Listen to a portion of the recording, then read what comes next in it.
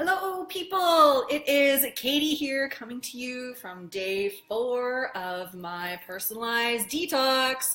Yes, that is day 4 of all clear liquids and broths, and I cannot believe how good I am feeling right now. I feel like my skin is totally clearing up, and truth be told, this might be a little bit too much information, but it's so surprising to me that after drinking just liquids for 4 days right now, how much is still being flushed out of my system, if that's a euphemism that I can use for talking about number 2.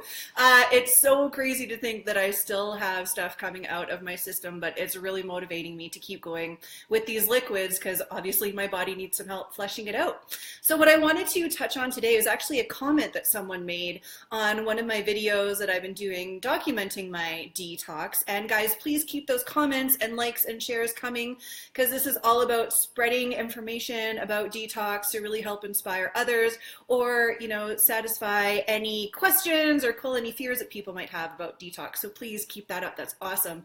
But someone commented about the psychological side of doing a detox, which is such a powerful, valid point, especially for detoxes that require some pretty lengthy effort, like for a diplomat or for a guardian, which we're looking at like 1 to 2 weeks to do a detox to actually get the extreme benefit that we're looking for. And yes, absolutely, there is a really strong psychological side to doing the detox. And I wanted to let you know that there is absolutely a reason why I am doing my detox this week during this pH 360 detox week. And it literally is because of all of the support and all of the enthusiasm and engagement that's happening around detox. And I knew from my previous experience doing detox that I needed that continual engagement and continual support in doing my detox. I need that every single day to keep me going and to keep me successful, to keep me motivated and engaged, to keep on it, right? Now, when I first learned about my health type being a guardian, and that guardians typically don't have a lot of willpower or control when it comes to food, that was a pretty hard pill to swallow. But at the same time, I knew it was totally true. It was really true. And I didn't want to admit that, but once I admitted it and I embraced that about myself, it really felt liberating, because I then allowed myself to reach out to others for support and realized, okay, I need more support around me, and I set myself up for success to actually achieve my goals.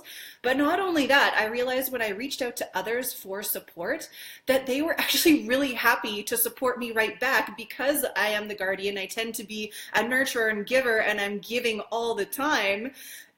People in my life were so excited to have an opportunity to give back to me, to help support me in what my priorities were and what my health goals were. And I was so grateful that I had those people in my life, and that I'd opened myself up to receiving that type of support, instead of being embarrassed or shy or ashamed that I didn't have a lot of control over food. And that's why I didn't do detoxes, or why I didn't want to diet, because I was ashamed that I would fail.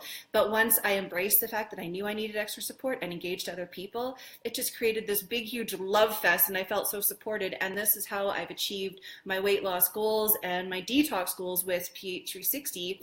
And one other psychological point that I just wanted to quickly touch on is that pH 360, the medical practitioners and nutritionists told me that it is okay for me and my body type, me specifically, may be different for you, but for me, it's okay for me to do detoxes once a month.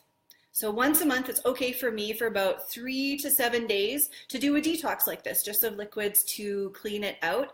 And I have found it to be such an important tool when it comes to exercising and working my discipline muscles, because one of the hardest things I found about being on this detox is actually totally letting go of my mindless eating, walking past the counter and like, oh, grabbing a handful of nuts, or oh, there's a blackberry, or oh, there's a carrot, and just popping it in my mouth and not thinking about it. I have to be very conscious about not doing that when I'm doing this detox. And so when I'm doing these detoxes, I'm actually flexing my discipline muscles and really working those muscles to become disciplined and not engage in mindless food activities, that I'm actually being very conscious about what I am putting into my body when I'm having meals, listening to my body and my hunger pains.